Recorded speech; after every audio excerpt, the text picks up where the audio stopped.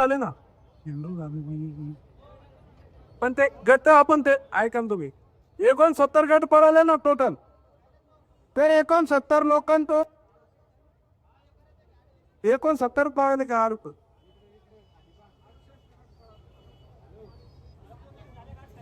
कोणते झाले का 68 गट या ठिकाणी पळालेले आहे ते 68 गट विजय त्याचे त्यांच्यासाठी महत्वाची सूचना आहे त्यांनी सगळ्यांनी एकमताने बैलवाल्याने सांगितलं तुम्ही उद्याला पळायला तयार आहे जर तयार असेल तर उद्या मैदान होईल नसेल जेवढं बक्षीस आहे तेवढं डिवाइड त्यांना होईल सगळं बक्षीस ऑल हा आणि जेवढ्यांचे गट बाकी आहेत त्यांना त्यांच्या पावतीचे पैसे रिटर्न भेटून जातील आम्हाला काही पळवण्याची काही नाही मैदान झालं नाही झालं जेवढे बक्षिसाची जी रक्कम आहे गटपात जेवढे झालेले तेवढ्यांना ते बक्षिसाचे सगळे डिवाइड नाही होईल प्रत्येकाला तेवढे पैसे वाटायला येतील जो येतील ते बघा सगळ्याला नम्रतेची विनंती आहे तुम्ही लेकर सारखं जपता तिकडे पाल तुमच्या जनावराला जरी इथं एखाद्याचा बैल फाटाळला काही प्रॉब्लेम आले एका गटाला जर 5,000 आले तर ज्या गटात सामना आहे त्यांनी 2,500 घ्यायचे ऐका ना ज्याच्यात सामना आहे का त्याला पण 5,000 देऊन टाकाय बरं ठीक आहे चला सामनावाल्याला पण 5,000 मिळेल काय जे वाटायला येतील ती हे उदाहरण सांगितलं आपण हा समजा जे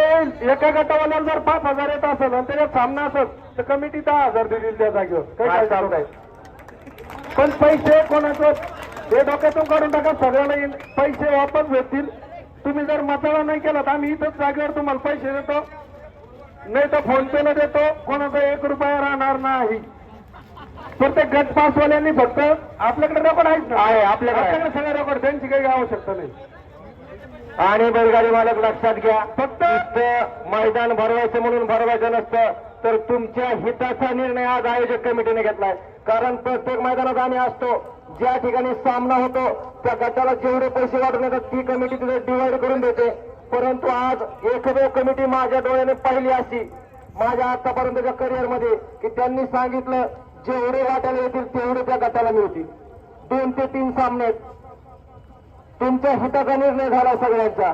त्यामुळे आयोजक कमिटीचा तमाम बैलगाडी मार्गाकडून या ठिकाणी मनपूर्वक असा आभार मी माझ्या वतीने मानतो चला सगळ्यांना पैसे भेटून जातील काहीच काळजी करू नका आणि काही म्हणणं असेल बैलवाल्यांचं तर बिलकुल तुम्ही इथे येऊन बोला आणि तुम्ही सांगा आम्हाला तुमच्या बैलवाल्यांना दुखवण्याची आमची अजिबात इच्छा नाही हा पण शेवटी कसं आहे कोणाचं काय बोलणं आहे त्या बैलवाल्यांनी वरती यायचं बोलायचं